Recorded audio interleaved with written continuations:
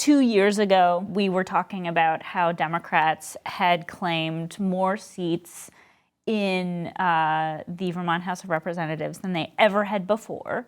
No one party has held that many seats since the 1960s when Vermont was red. Red Rock, yeah.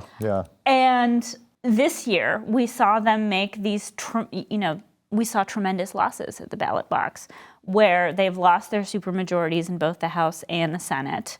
And Republicans now have real momentum. I mean, they're at, there's a, 17-13 split in the Senate, which is not quite half, but that's a really sizable opposition party. And that is our top third story of the year. Republican victories cracking the Democrats' veto-proof majority in the Vermont State House. Mark, when we did this show right after this all happened, I asked the reporters then, were you shocked? They all said they were. Were you shocked at just how many gains the Republicans made? I'd love to say that I wasn't shocked, but I was surprised, I think, the depth of it. It is, I think, a classic case. It's what I think Lola was alluding to, that whoever's in gets blamed for the problem. I would say also that in addition to the losers politically, we all lost as residents of this state, seeing these kinds of property tax increases.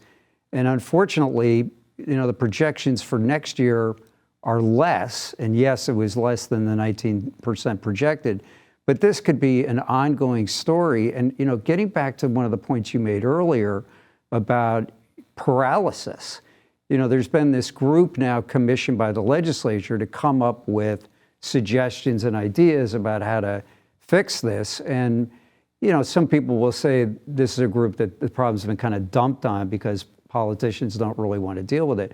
But they've struggled too. There really isn't any sort of magic answer here how to reduce this other than going back to another of the stories we talked about, school consolidation. There are all of these things that are going to have to be put on the table, any one of which is a third rail politically here in Vermont.